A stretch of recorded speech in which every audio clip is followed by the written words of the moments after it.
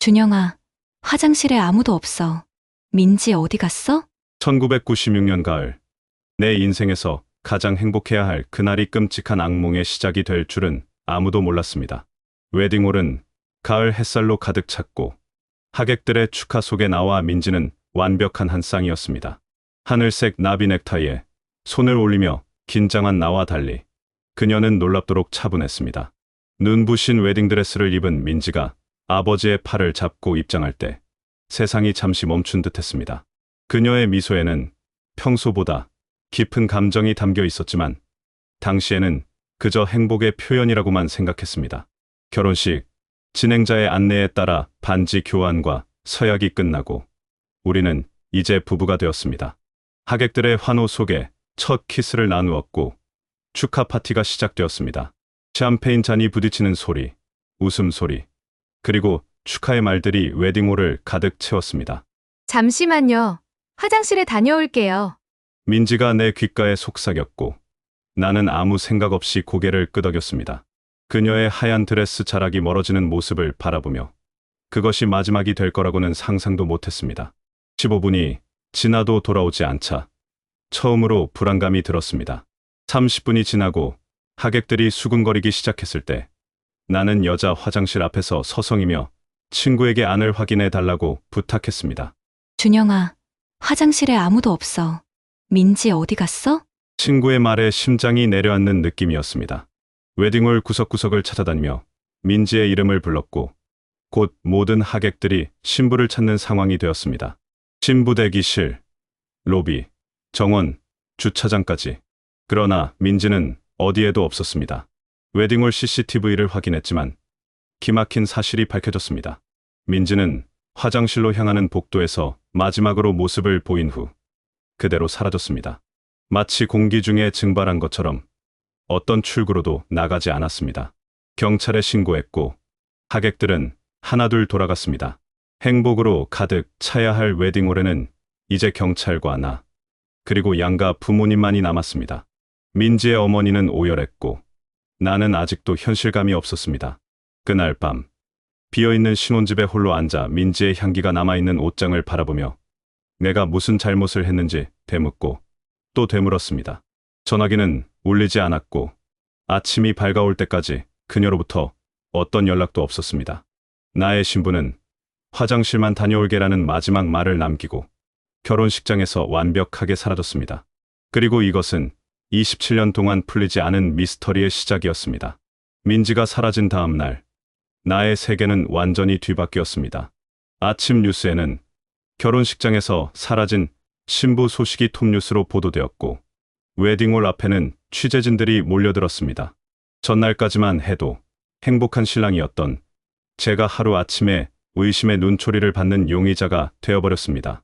경찰은 일단 실종 신고를 접수했지만 담당 형사의 눈빛에서 의심을 읽을 수 있었습니다. 그들은 민지의 개인 소지품, 우리의 문자 메시지, 전화 기록까지 모두 조사했습니다. 민지의 친구들과 가족들도 조사받았고 모두가 같은 말을 했습니다. 민지는 결혼을 앞두고 행복해 보였고 도망갈 이유가 전혀 없었다고. 준영 씨, 솔직히 말해보세요. 아내분과 결혼 전에 다툼이 있었습니까? 형사의 질문에 나는 고개를 세차게 저었습니다. 아니요. 전혀 없었습니다. 우리는 정말 행복했어요. 목이 메어 말을 잇지 못했습니다. 민지의 부모님은 딸을 찾기 위해 모든 노력을 기울이셨지만 점차 그들의 눈빛에서도 저를 향한 의심이 커져가는 것을 느꼈습니다. 누구나 가장 가까운 사람을 의심하는 것이 자연스러운 일이라고 했지만 그 시선들이 저를 갉아먹었습니다. 경찰은 웨딩홀 인근의 모든 CCTV를 확인했고 인근 택시 기사들에게도 수소문했습니다. 민지의 사진이 실종자 게시판에 올라갔고 전국 각지의 경찰서에 배포되었습니다. 하지만 어떤 단서도 나오지 않았습니다. 그녀는 마치 이 세상에서 증발한 것 같았습니다. 일주일이 지나자 뉴스에서는 다른 사건들이 보도되기 시작했고 민지의 실종 사건은 뒷전으로 밀려났습니다. 2주가 지나자 경찰도 뚜렷한 진전 없이 수사 속도를 늦추기 시작했습니다. 저는 매일 밤 잠들지 못하고 그녀가 남긴 흔적들을 살펴보았습니다. 결혼식 전날 밤. 그녀가 제게 보낸 마지막 메시지. 내일이면 우리 정말 부부가 되는구나. 너무 설레. 사랑해. 이 메시지를 읽을 때마다 가슴이 찢어졌습니다. 한 달이 지났을 때 경찰은 민지의 실종 사건을 미해결 사건 파일로 옮겼습니다. 그들은 더 이상 적극적인 수사를 진행하지 않을 것이라고 말했고, 새로운 단서가 나타나면 연락하라는 말만 남겼습니다. 사람들은 점점 다양한 추측을 하기 시작했습니다. 민지가 도망갔다는 설, 제가 무언가 숨기고 있다는 설, 심지어 그녀가 이중 생활을 했다는 황당한 루머까지 돌았습니다. 저는 이런 이야기들에 귀 기울이지 않으려 했지만 매일매일이 고문이었습니다. 미래를 함께하기로 약속했던 사람이 호련히 사라진 후 남겨진 시간은 너무나 견디기 힘들었습니다. 민지가 남긴 빈자리는 점점 더 커져갔고 제 마음속에는 절망만이 가득 찼습니다. 그러나 저는 결코 포기할 수 없었습니다. 모두가 손을 놓았을 때 저 혼자라도 민지를 찾아야 했습니다. 경찰이 수사에 손을 놓은 지 2달이 지났을 때 저는 더 이상 기다리지 않기로 결심했습니다. 회사에 무기한 휴직계를 내고 제가 가진 모든 돈을 민지를 찾는데 쏟아붓기 시작했습니다. 아파트를 담보로 대출을 받아 전단지를 만들고 민지의 얼굴이 담긴 현수막을 차에 붙였습니다. 그렇게 저의 끝없는 여정이 시작되었습니다. 처음에는 서울 근교부터 시작했습니다. 민지가 자주 가던 카페, 좋아하던 공원, 그녀가 태어난 고향까지 모든 장소에 전단지를 붙이고 지나가는 사람들에게 물었습니다. 이 사람 보신 적 있으세요? 대부분의 사람들은 고개를 저었고 몇몇은 동정 어린 눈빛으로 저를 바라봤습니다. 하지만 저는 멈출 수 없었습니다. 1달, 2달, 석 달이 지났습니다. 제 발길은 점점 더 멀리 닿았고 전국 각지의 작은 마을들까지 돌아다니며 민지의 흔적을 찾았습니다. 가끔은 누군가 비슷한 여자를 봤다는 제보가 들어왔지만 그때마다 희망을 품고 달려갔다가 실망하기를 반복했습니다.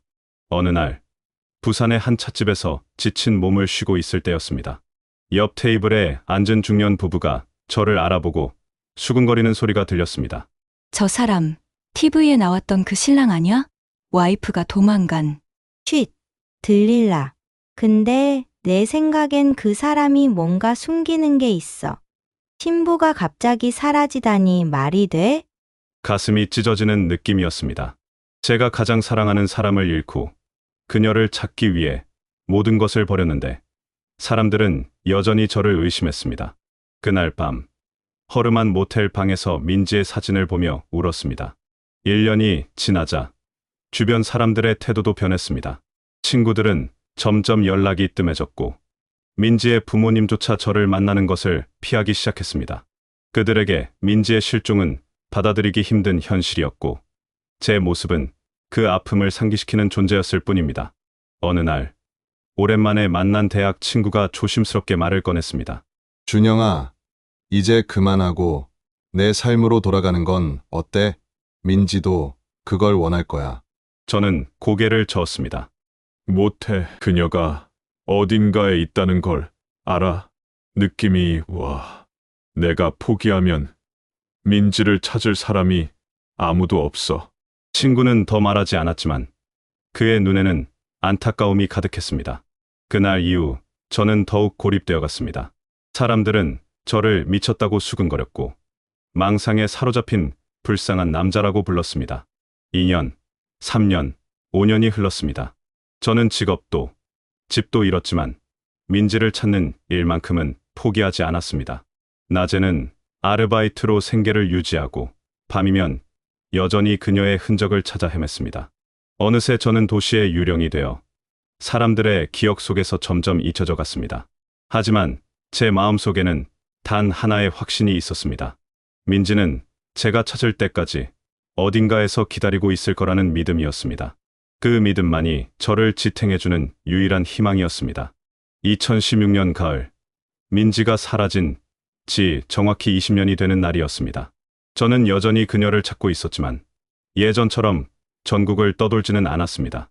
세월이 흐르며 저도 현실과 타협할 수밖에 없었고 작은 출판사에서 교정 일을 하며 겨우 생계를 유지하고 있었습니다. 하지만 주말마다 민지의 사진을 들고 그녀가 좋아했던 장소들을 찾아다니는 일만큼은 멈추지 않았습니다. 그날도 민지와 함께 자주 갔던 남산공원을 찾았습니다. 낙엽이 쌓인 벤치에 앉아 20년 전 그날을 떠올리고 있을 때 오랜만에 민지의 대학 동창인 수연에게서 전화가 왔습니다. 준영 씨, 집에 와봐요. 당신이 봐야 할 게 있어요. 수연의 목소리에는 평소와 다른 긴장감이 느껴졌습니다. 무슨 일이에요? 민지와 관련된 거예요? 일단 와서 직접 보는 게 좋을 것 같아요. 지금 바로요. 가슴이 쿵쾅거렸습니다. 수연은 몇 안 남은 저의 이해자 중 한 명이었고 그녀가 이렇게 급하게 부르는 것은 처음이었습니다.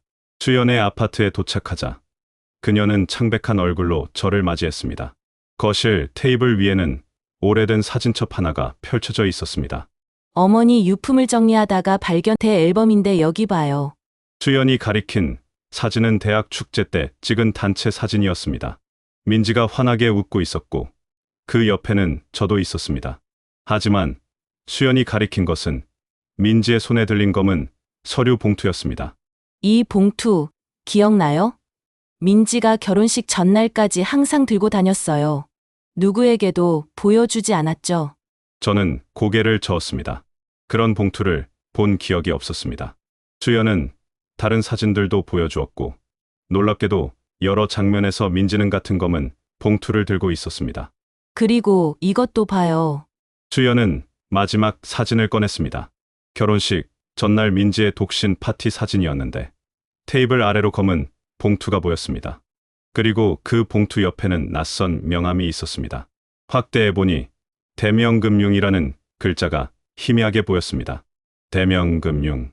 왜 민지가 이런 걸? 갑자기 머릿속에 수많은 생각이 스쳐 지나갔습니다. 민지는 대출이나 금융 문제를 한 번도 언급한 적이 없었습니다.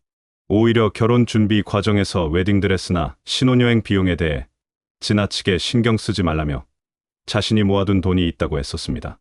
수연 씨, 대명금융이 어떤 곳인지 알아요? 수연은 고개를 저었습니다. 아니요. 그런데 인터넷에 검색해보니 지금은 문을 닫았네요. 2000년대 초반에 불법 대부업으로 문제가 되었다는 기사가 있어요. 가슴이 철렁 내려앉았습니다.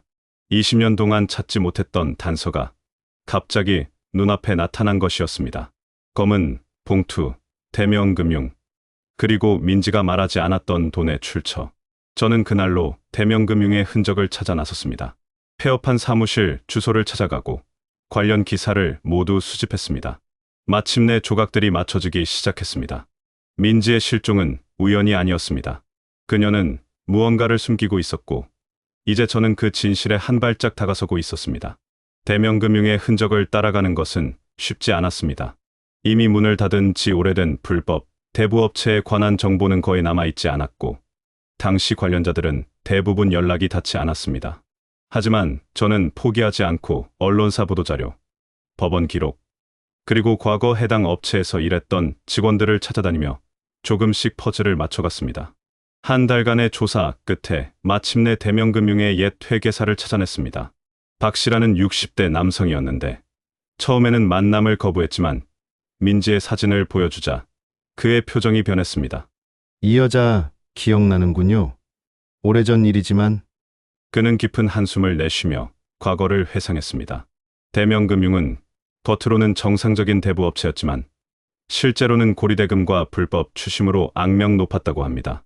그리고 민지는 1995년 우리가 만나기 전 해에 그곳에서 거액의 대출을 받았다는 충격적인 사실이 밝혀졌습니다. 금액이 얼마였는지 기억하십니까? 박 씨는 잠시 생각하더니 천천히 말했습니다. 당시 돈으로 5천만 원 정도였을 겁니다. 지금 가치로는 훨씬 더 크죠. 그런데 이상한 점은 그 여성이 자신을 위해 돈을 빌린 게 아니라는 겁니다. 민지가 누구를 위해 그런 거액을 빌렸는지 박 씨는 정확히 알지 못했습니다. 하지만 그의 말에 따르면 대명금융은 상환 능력이 없는 사람에게는 절대 그런 금액을 빌려주지 않았다고 합니다. 민지는 담보를 제공했을 가능성이 높았습니다. 이 정보를 바탕으로 저는 민지의 가족 배경을 다시 조사하기 시작했습니다. 그녀의 부모님은 이미 돌아가셨고 남동생은 해외로 이민을 간 상태였습니다. 오랜 노력 끝에 민지 동생의 연락처를 찾아냈고 국제전화를 걸었습니다. 처음에 그는 경계했지만 제가 20년 넘게 그의 누나를 찾고 있다는 사실에 마음을 열었습니다. 그리고 마침내 충격적인 진실이 드러났습니다. 형님도 모르셨군요.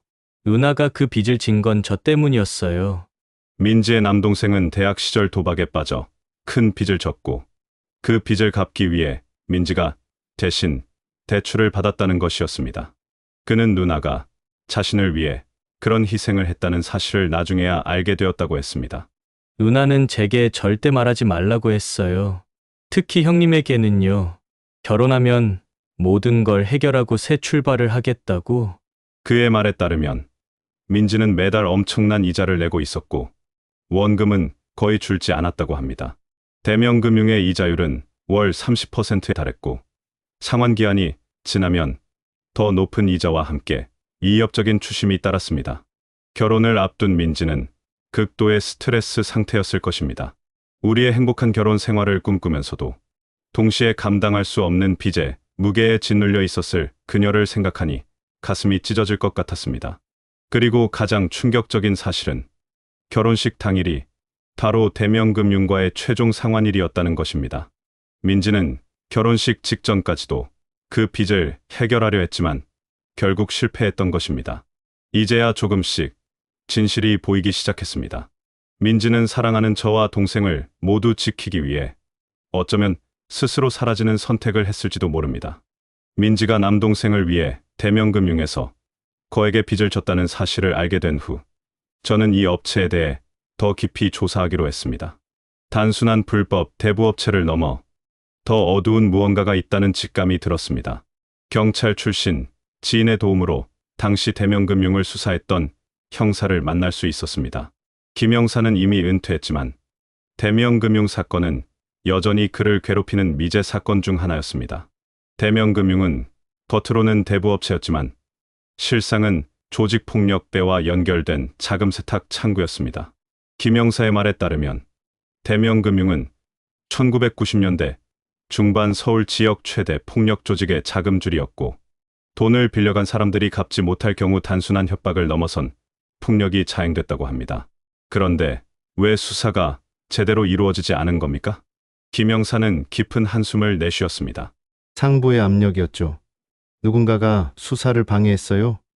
당시 대명금융 뒤에는 정치권과 연결된 인물들이 있었거든요. 더 충격적인 사실은 그 이유였습니다. 김 형사의 기록에 따르면 1996년쯤 바로 민지가 사라진 시기에 대명금융과 연관된 채무자 중 몇 명이 의문의 실종을 당했다는 것이었습니다. 공식적인 수사는 이루어지지 않았지만 소문에 의하면 상환 능력이 없는 채무자들에게 다른 방식의 상환을 요구했다는 것입니다. 김 형사의 말을 듣고 나온 저는 온몸이 떨렸습니다. 민지가 그런 위험에 노출되어 있었다는 생각에 가슴이 찢어질 것 같았습니다. 며칠 후 저는 당시 대명금융에서 일했던 여직원을 만났습니다. 그녀는 처음에는 말하기를 두려워했지만 제가 20년 넘게 진실을 찾고 있다는 사실에 마음을 열었습니다. 당시 저는 단순히 접수 업무만 했어요. 하지만 가끔 특별관리 대상 명단이 있었어요. 그녀의 증언에 따르면 대명금융은 상환 능력이 있지만 납부를 거부하는 블랙리스트와 상환 능력이 없지만 가치가 있는 그레이리스트를 따로 관리했다고 합니다. 그레이리스트에 올라간 사람들은 대부분 젊은 여성이었어요. 그들에게는 다른 방식의 상환 방법이 제시되었죠. 그녀의 말은 충분히 암시적이었습니다. 대명금융은 빚을 갚지 못하는 젊은 여성들에게 불법적인 거래를 강요했던 것입니다. 혹시 이 여성을 기억하시나요? 민지의 사진을 보여주자 그녀의 표정이 굳었습니다. 기억해요. 결혼 직전이라고 했던. 그녀는 마지막 순간까지 돈을 갚으려고 했어요. 하지만 금액이 너무 컸죠. 결국 최고 책임자가 직접 만나자고. 그녀의 말이 끊겼습니다. 더 말하길 두려워하는 듯 했습니다. 그 책임자가 누구였는지 알려주실 수 있나요? 그녀는 고개를 저었습니다. 그 사람은 지금도 권력을 가진 위험한 인물이에요. 이름을 말하는 순간 제 목숨이 위험해질 거예요. 돌아오는 길, 비가 내리는 차창 밖을 바라보며 저는 점점 더 무서운 진실에 다가가고 있다는 것을 느꼈습니다. 민지는 단순히 빚 때문에 도망친 것이 아니라 생명의 위협을 받았을지도 모릅니다. 그리고 그녀의 선택은 어쩌면 저와 그녀의 가족을 보호하기 위한 유일한 방법이었을지도 모른다는 생각에 가슴이 무너져 내렸습니다. 대명금융의 어두운 진실을 알게 된 후, 저는 당시 민지가 처했던 상황을 완전히 재구성하기 위해 마지막 퍼즐 조각을 찾아 나섰습니다. 대명금융의 최고 책임자, 민지를 직접 만났다는 그 인물의 정체를 밝혀내는 것이 관건이었습니다. 수개월간의 끈질긴 추적 끝에 저는 당시 대명금융의 실질적 소유주였던 강태준이라는 인물을 찾아냈습니다. 그는 이제 합법적인 사업가로 변신해 건설회사를 운영하고 있었지만 과거 그의 이력은 철저히 감춰져 있었습니다. 강태준을 직접 만나는 것은 불가능했지만 그의 비서로 일했던 사람을 통해 충격적인 정보를 얻을 수 있었습니다. 결혼식 전날 밤, 그 여자가 사무실에 찾아왔었어요. 마지막으로 빚을 갚기 위해서요. 비서의 증언에 따르면 민지는 결혼식 전날 밤 대명금융을 찾아와 남은 돈을 모두 갚으려 했지만 이미 이자가 눈덩이처럼 불어나 감당할 수 없는 금액이 되어 있었다고 합니다. 그때 강 사장이 제안했어요. 해외 일을 해주면 빚을 탕감해주겠다고. 해외 일이란 곧 불법적인 인신매매를 의미했습니다. 대명금융은 빚을 갚지 못하는 젊은 여성들을 해외로 보내 불법 활동에 강제로 참여시켰던 것입니다. 민지는 그 제안을 거부했고 결혼식 당일 아침까지 시간을 달라고 요청했다고 합니다. 이 증언을 들은 후 저는 민지의 사라진 흔적을 찾기 위해 웨딩홀 주변을 다시 조사했습니다. 20년이 넘는 시간이 흘렀지만 당시 웨딩홀 인근에 있던 오래된 모텔의 주인이 아직 그곳을 운영하고 있었습니다. 그에게 민지의 사진을 보여주자 놀랍게도 그는 그녀를 기억했습니다. 그래, 그 신부 결혼식 날 잠깐 방을 빌렸었지. 1시간 정도 누군가를 만났던 것 같아. 모텔 주인의 말에 따르면 민지는 웨딩드레스 차림으로 모텔에 들어와 누군가와 만남을 가졌고 그 후 급하게 나갔다고 합니다. 그가 기억하는 마지막 모습은 민지가 검은색 세단에 탑승하는 장면이었습니다.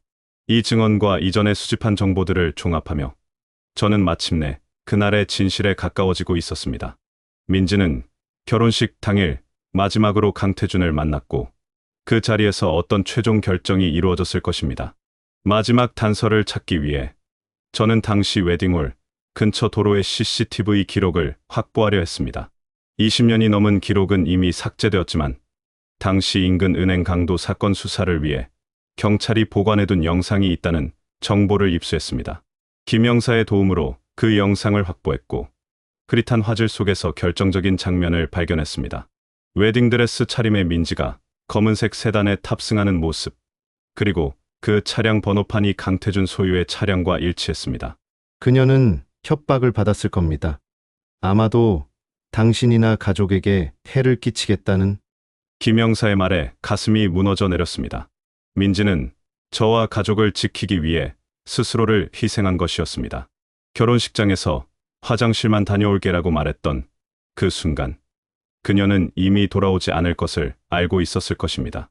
마지막 선택의 순간 민지는 사랑하는 사람들을 위험으로부터 지키기 위해 자신을 희생하기로 결정했습니다. 그리고 그 검은색 세단은 그녀를 영원히 우리의 삶에서 데려갔습니다.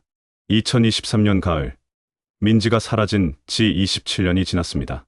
강태준을 추적하며 그녀의 행방을 찾기 위해 노력했지만 그는 2년 전 해외로 떠났고 그 흔적을 완전히 감추었습니다. 경찰에 모든 증거를 제출했지만 너무 오래된 사건이라는 이유로 본격적인 수사는 이루어지지 않았습니다. 민지의 실종은 여전히 미해결 사건으로 남아 있습니다. 오늘은 민지의 생일입니다. 매년 그녀의 생일에는 우리가 함께 가기로 약속했던 제주도 바다를 찾습니다. 이제는 희끗한 머리카락과 깊게 패인 주름이 제 얼굴을 덮고 있지만 마음만은 여전히 27년 전 그날에 머물러 있습니다. 바다를 바라보며 민지에게 편지를 씁니다. 한 번도 보내지 못할 편지이지만 이것이 제가 그녀와 계속 연결되어 있다고 느끼는 유일한 방법입니다. 민지야, 오늘도 바다는 아름답구나. 내가 그토록 보고 싶어 했던 그 바다. 우리가 함께 오지 못한 이곳에 나 혼자 와 있어. 파도 소리를 들으며 문득 지나가는 관광객 부부가 눈에 들어왔습니다. 그들의 행복한 모습에 가슴이 아려왔습니다. 우리도 저렇게 나이 들어갈 수 있었을 텐데. 경찰 수사는 흐지부지되었지만 제 삶은 민지를 찾는 것으로 계속되었습니다. 강태준과 연결된 모든 사람들을 추적했고 당시 대명금융에서 일했던 사람들을 찾아다녔습니다. 어떤 이들은 말해주었고 어떤 이들은 두려움에 침묵했습니다. 조각조각 모은 정보들은 하나의 그림을 완성했지만 가장 중요한 마지막 퍼즐, 민지가 어디에 있는지는 여전히 찾지 못했습니다. 얼마 전 김영사에게서 연락이 왔습니다. 준영 씨, 해외에서 확인된 인신매매 피해자 명단을 받았습니다. 혹시 모르니 한번 확인해 보시겠어요? 내 심장이 멎는 듯했습니다. 민지가 거기 있나요? 명단에는 민지의 이름이 없었습니다. 안도와 실망이 동시에 밀려왔습니다. 그녀의 흔적을 찾지 못했다는 것은 여전히 어딘가에 살아있을 가능성도 있다는 의미였지만 동시에 여전히 그녀가 어디에 있는지 모른다는 절망적인 현실을 의미했습니다. 사람들은 종종 제게 묻습니다. 이제 그만 잊고 새 삶을 살아보는 게 어떻겠냐고. 하지만 그들은 이해하지 못합니다. 민지를 찾는 것은 이제 제 삶 그 자체가 되었습니다. 그녀가 저를 위해 자신을 희생했다면 저는 그녀를 찾기 위해 제 삶을 바칠 수 있습니다. 간혹 길을 걷다 민지와 닮은 뒷모습을 보면 심장이 뛰고 달려가 그 사람의 어깨를 잡게 됩니다. 매번 실망스러운 현실과 마주하지만 그럼에도 불구하고 그 순간의 설렘만으로도 살아갈 힘을 얻습니다. 제주도 바다를 마지막으로 바라보며 민지의 사진을 꺼내봅니다. 시간이 흘러 바랜 사진 속에서도 그녀의 미소는 여전히 환합니다. 사진 뒷면에는 우리의 결혼식 전날 밤 그녀가 적어준 글이 남아 있습니다. 준영아, 무슨 일이 있어도 내가 널 사랑한다는 걸 잊지 마. 이제야 그 말의 진정한 의미를 이해합니다. 그녀의 사랑은 자신을 희생해서라도 저를 지키는 것이었습니다. 그리고 제 사랑은 끝까지 그녀를 찾아내는 것입니다. 민지의 실종은 미해결 사건으로 남았지만 그녀가 보여준 희생적인 사랑의 의미는 영원히 제 가슴 속에 살아있을 것입니다. 언젠가는 반드시 그녀를 찾을 것이라는 희망을 품고 오늘도 저는 그녀가 남긴 발자취를 따라갑니다.